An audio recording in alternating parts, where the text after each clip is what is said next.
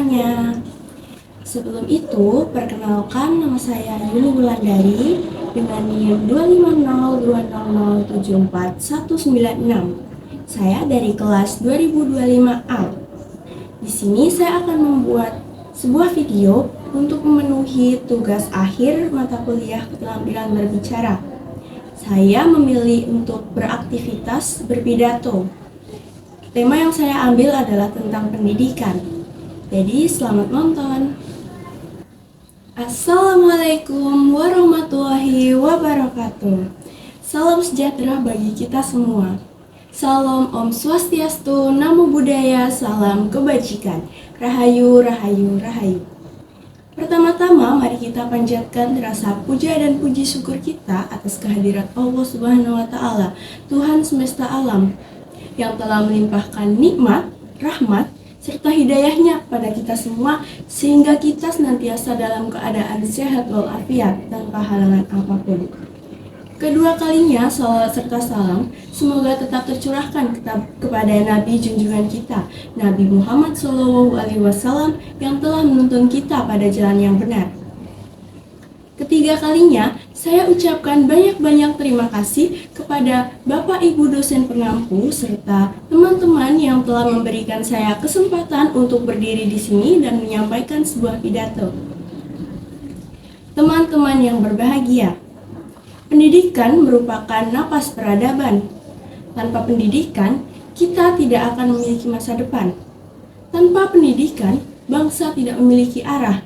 Dan tanpa pendidikan, manusia bisa kehilangan kesempatan untuk menjadi versi terbaik dirinya. Oleh sebab itu, pada kesempatan ini izinkan saya untuk menyampaikan sebuah pidato mengenai pentingnya pendidikan sebagai fondasi kemajuan bangsa Indonesia. Teman-teman sekalian, bangsa yang maju pasti didukung oleh masyarakatnya yang berpendidikan. Seperti halnya Jepang yang mampu bangkit dari kehancuran pasca perang karena revolusi pendidikan. Korea Selatan yang dulunya merupakan negara miskin sekarang dapat berkembang menjadi salah satu kekuatan ekonomi dunia karena reformasi pendidikan. Lalu, negara-negara di Skandinavia yang menjadi pusat inovasi global saat ini karena mereka menjadikan pendidikan sebagai prioritas utama. Sebenarnya Indonesia juga dapat memiliki potensi untuk meningkatkan kemajuan seperti negara-negara tersebut, bahkan bisa lebih. Karena jika dilihat, Indonesia memiliki tingkat usia produktif yang melimpah, sumber daya alam yang luar biasa, dan keberagaman budaya yang dapat menjadi salah satu modal pembangunan. Pendidikan bukan hanya sekedar mencerdaskan secara intelektual, tetapi bagaimana membentuk manusia berkarakter. Sehingga karakter inilah yang akan membedakan mana kecerdasan yang membentuk dan mana kecerdasan yang dapat merusak. Pendidikan bukan hanya sekedar menghafal rumus, tetapi bagaimana memahami makna. Pendidikan bukan hanya sekedar lulus ujian, tapi bagaimana mencetak manusia yang dapat memecahkan masalah dalam dunia nyata. Sehingga relevansi antara pendidikan berkarakter ini yang akan menjadi titik tengah. Di tengah derasnya arus globalisasi dan digitalisasi ini, generasi muda dihadapkan dengan tantangan moral, sosial, dan budaya yang lebih kompleks. Sehingga tanpa benteng karakter yang kuat, mereka dapat hanyut dalam arus yang negatif. Oleh karena itu, pendidikan diharapkan dapat mampu menjadi titik tengah antara nilai kejujuran, tanggung jawab, kepedulian sosial, dan toleransi. Bapak Ibu dosen yang saya hormati, salah satu tantangan pendidikan Indonesia saat ini adalah kesenjangan akses dan juga kualitas. Banyak daerah di perkotaan yang sudah memiliki fasilitas sekolah yang lengkap dan memiliki guru berkualitas baik. Sedangkan di beberapa daerah terpencil, mereka masih kekurangan fasilitas sekolah, seperti kekurangan ruang belajar, kekurangan buku, siswa, bahkan mereka kekurangan guru yang berkualitas. Siswa harus berjalan berkilo-kilometer dulu untuk sampai di sekolah. Kondisi inilah yang harus menjadi fokus utama kita. kita harus menyadari bahwa pendidikan yang baik bukan hanya untuk sebagian kelompok saja, tetapi harus menjadi hak bagi seluruh anak bangsa.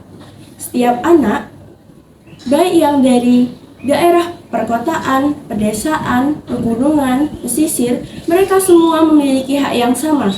Hak untuk belajar, hak untuk berkembang, dan hak untuk sukses. Di era digital saat ini, teknologi sudah hampir memasuki seluruh aspek kehidupan manusia, termasuk juga pendidikan. Digitalisasi dapat membuka peluang baru untuk meningkatkan kualitas pembelajaran, memperluas akses literasi, dan memberikan pengalaman baru mengenai belajar secara interaktif. Namun, kita tidak boleh menutup mata dengan fakta bahwa di luar sana masih banyak daerah yang belum memiliki akses internet dan juga teknologi. Padahal, transformasi digital hanya dapat efektif jika semua itu dapat dirasakan oleh seluruh lapisan masyarakat. Oleh karena itu, pemerintah, lembaga pendidikan, dan masyarakat harus sama-sama berkontribusi untuk memastikan bahwa teknologi merupakan hak seluruh anak Indonesia. Di era digital saat ini, teknologi sudah memasuki seluruh aspek kehidupan manusia, termasuk juga pendidikan, di mana digitalisasi ini dapat menjadi potensi besar untuk meningkatkan kualitas pembelajaran, memperluas akses literasi, dan juga memberikan pengalaman baru dengan pembelajaran yang lebih interaktif. Namun, kita tidak boleh menutup mata dengan fakta bahwa masih banyak daerah-daerah yang belum memiliki akses internet dan juga teknologi yang memadai. Padahal, transformasi digital ini dapat berjalan secara efektif jika dapat dirasakan oleh seluruh anak bangsa. Oleh karena itu, pemerintah, lembaga pendidikan, dan juga masyarakat harus bersatu untuk memastikan bahwa teknologi bukan hanya untuk sebagian anak saja, tetapi harus menjadi hak bagi seluruh anak Indonesia. Pendidikan juga memiliki peran strategis dalam menyiapkan generasi muda yang kreatif, adaptif, dan inovatif. Dunia kerja saat ini sudah berkembang sangat cepat. Pekerjaan baru banyak bermunculan, sedangkan pekerjaan lama menghilang. Oleh karena itu, keterampilan abad 21 seperti berpikir kritis, kreativitas, dan kolaboratif bisa menjadi syarat untuk bersaing dalam dunia global. Karena itu, sekolah dan lembaga pendidikan harus mengikuti perkembangan zaman ini. Karena pendidikan bukan hanya sekedar ceramah atau menghafal saja, tetapi mereka harus mendorong siswa untuk mengeluarkan seluruh potensi dirinya agar berkembang. Siswa harus dapat menganalisis dan mencari informasi sebanyak-banyaknya. Teman-teman yang saya banggakan, guru merupakan pilar utama pendidikan. Tanpa guru yang berkompeten, berdedikasi, dan terus berkembang, pendidikan tidak akan berjalan. Guru bukan hanya sekedar penyampai materi saja, tetapi juga sebagai motivator, teladan, dan juga pembimbing moral.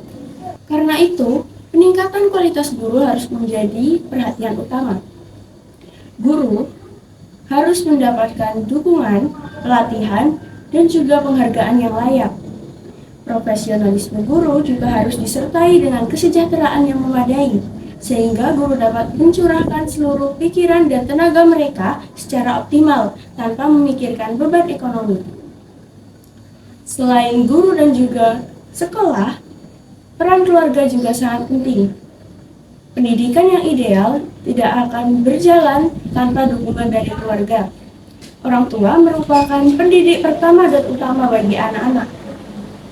Sebagian besar nilai moral, karakter, dan juga disiplin diajarkan dari lingkungan keluarga. Oleh karena itu, kerjasama antara keluarga dan sekolah harus diperkuat. Dengan komunikasi, dukungan, dan pembiasaan positif di rumah, menjadikan pelajar lebih dapat bertanggung jawab dan berintegritas. Bapak Ibu dosen yang saya muliakan, tantangan ke depan tidaklah ringan. Kita menghadapi era disrupsi teknologi. Bapak Ibu dosen yang saya muliakan, tantangan ke depan tidaklah ringan. Kita menghadapi era disrupsi teknologi, tantangan globalisasi, dan ekonomi yang tidak menentu.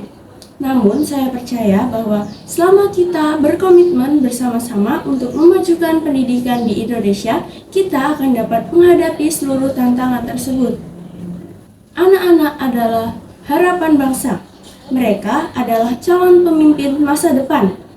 Tugas kita hari ini adalah untuk memastikan bahwa mereka semua mendapatkan pendidikan yang terbaik agar dapat mampu meneruskan estafet kemajuan bangsa ini.